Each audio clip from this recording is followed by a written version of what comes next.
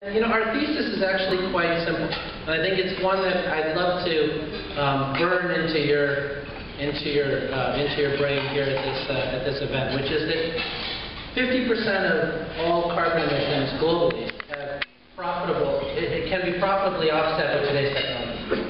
Can be profitably offset with today's technology, right?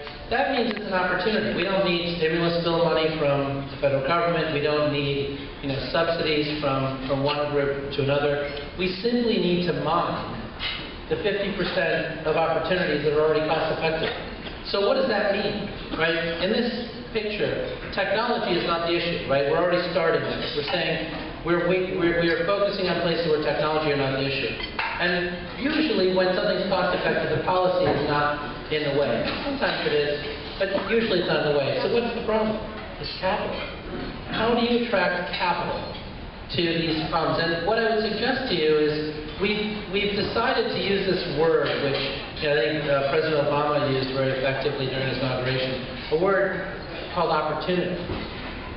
Opportunity is not a wealth creation word. Opportunity is not an investor word. It's a blue-collar word, which is great. I mean, I came from blue-collar roots and appreciate that very much. But what we need today is capital. Wealth is capital. So we've got to figure out how we actually move wealth. How do we create wealth? And make no mistake, just like the internet before us and then the cell phone revolution of this last decade, the billionaires of the next decade or 2 decades will come from this set of opportunities, this set of challenges. The solutions to these challenges, whether it be Mike Ahern at First Solar, many of whose panels I think are going in locally around here, or my own work at SunEdison, or some of the other work of the people around this room, the next set of millionaires and billionaires are going to come from the solutions of this, to these problems. So the carbon war room law goes like this, right, which is that 50% of all carbon emissions will always be profitable to eliminate. What that means is that technology will never be the bottleneck. That in fact the best and the brightest among us, I don't know how many of you have heard all that rhetoric about how much we should hate China. I don't know about you, but where I grew up, we're not supposed to hate anybody. So I don't hate the Chinese. And the thing that's interesting is that we actually invent all those technologies. From A123 batteries to the others, we invent them. We just manufacture them. Right? And so the real question that we have to ask ourselves is we don't have a problem on technology. We have a problem on implementation. Right? We have a problem of actually installing these things. People always tell me, but Germany's far better than we are in technology. No, they're not. I can assure you they're not. I mean, as somebody in the solar industry, the Germans are not innovating on the basic chemistry of the solar panel. What they're innovating is how we actually implement it in Germany. And I think that's a critical distinction. We can implement things here too. We spend money every single year. New roads, more school buses, new cruisers for the police or whatever it is. But we spend our money on last year's technology. We say, well, let's break out the gray bar catalog and whatever it says in there and whatever they offer, we're gonna buy one of those things. No, that's not what we're supposed to do. I don't know how many of you have gone to Japan. Has anyone been to Japan before? The Japanese, they put out a cell phone. That thing's the size of my thumb. Now I got a big thumb, right? But their cell phone is the size of my thumb. Those guys love technology. They'll buy the newest thing. They have taxi cabs now that have that Project Better Place electric vehicle infrastructure in it, where if you go there, now you get into a taxi cab, it's electric. And then those taxi cab drivers go into this car wash looking thing and they come out with a new battery pack and they're good to go. That's amazing. We could do that in San Antonio. We do all this stuff here. Why don't we do that? I don't know why Project Better Place has to do it in Japan first, but they do, because those guys take technology and they implement it first. And I guess we're okay with that. That wasn't true in the 50s and the 60s and the 70s. We implemented that technology first here. Last year we talked about this, and most people thought I was probably a little bit crazy, but you guys are so hospitable down here in San Antonio that nobody said that to me. But in the last year, CPS has done an amazing job of basically signing contracts for 41 megawatts of solar. Right? So now, if you look at the top portion, substation level DG, we've got 41 megawatts of solar going in. We also have, CHP plants going in. We've got, these bloom energy fuel cells that might be coming soon. We've got geothermal heat loops that people are doing. We've got all sorts of stuff on the generation side. On the left, we've got storage. You know, I think last year people were thinking, I don't know about this electric vehicle thing.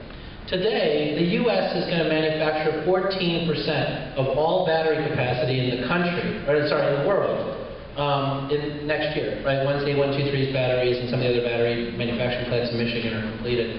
Today, you've got the Nissan Leaf that comes down here to San Antonio on a regular basis, telling everybody how wonderful they are and how much they want people in San Antonio to buy these cars. You've got the GM EV Volt, you've got Ford coming out with an electric vehicle, you've got Coda Electric, BYD from China, just set up an office in California. How many people think electric vehicles are not going to make it now? Right? So now the question is, what do we do about it? You know, I mean, many folks who live in old homes and who, you know, whose electric service can't handle an electric vehicle. Did you guys know that?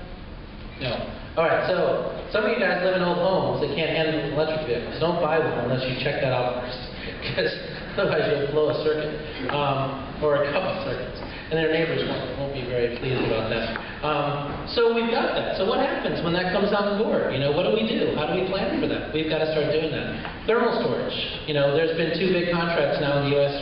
built for thermal storage, where they do ice at night. You know, DFW Airport is entirely air conditioned with thermal storage. They produce ice at night, and then they blow, you know, fans over the ice and cool the airport during the day. So they've shifted their air conditioning from daytime to nighttime when, frankly, a lot of the utilities want a little more load anyway. They've got excess capacity. There's all sorts of things you could do, but you got to demand that it gets done, right? And that's what this is really about. And oh, by the way, those things actually produce, you know, 10 times the number of jobs that the old technology produced. And so it's something that actually can save us from you know, this economic recession we're in, but at the same time, you know, create jobs. So the rest of this stuff we don't need to, you know, go through one by one. I think that we have a historic opportunity to create huge amounts of wealth, not only in this city, but also in this country. And I think that the great state of Texas can handle this. I'm not sure that the people in Austin think the great state of Texas can handle this, but I think that you guys think the great state of Texas can handle this. And so what I'm asking of you is that we move to something that I call nonlinear thinking. Many of us think everything is linear, right? They think, if this happened, if I do twice as much effort, this next thing is going to happen. But that's not the way things work. In fact, in nature, things are nonlinear, and they're actually more exponential. So what ends up happening is that we do planning for the next 5 years, and we say, well, solar power is 0.1% of the grid. So therefore, next year it'll be 0.2% of the grid, next year it'll be 0.3% of the grid, next year it'll be 0.4% of the grid. Which is not true. It's just not true. If you look at every single curve, it looks like a hockey stick. It grows every single year. 100% growth, 200% growth, 300% growth, it keeps growing. So what ends up happening is that the best laid plans end up falling to ruin because things happen 5 years earlier than you thought. And you were caught flat-footed. So if you take one piece of advice from me, well, actually take 2 pieces of advice from me. The first one is that this is the largest wealth creation opportunity of our generation. The second thing is, please invite people you do not understand that are nonlinear thinkers to the conversation. Because it matters. It really matters. Planning really matters. And the reason Japan and Germany and all these other people are successful is not because they're smarter. I think we've already decided that they're not smarter. We're smarter. The reason that they win is because they plan. We haven't had an industrial policy in this country since Jimmy Carter was president. We haven't had sensible transportation policy in this country since Jimmy Carter was president. We haven't had sensible energy policy since Jimmy Carter was president. We haven't had a lot of things since Jimmy Carter was president. And in fact, I mean, and we could have used Lyndon Johnson or anybody else because we haven't had those things since they were president either. And that's what we need to do. We've got to create sensible policy. We've got to actually create a plan. And if you have a plan, then small businesses and businesses from Germany and Japan, etc., will come here. They will create their headquarters here, and they will say, wow, there's a plan. We will invest our capital in this city because there is a plan. So the second piece of advice I would give you is that you should hire nonlinear thinkers, and you should get them to write a plan, because writing a plan is the first step to prosperity. Thank you.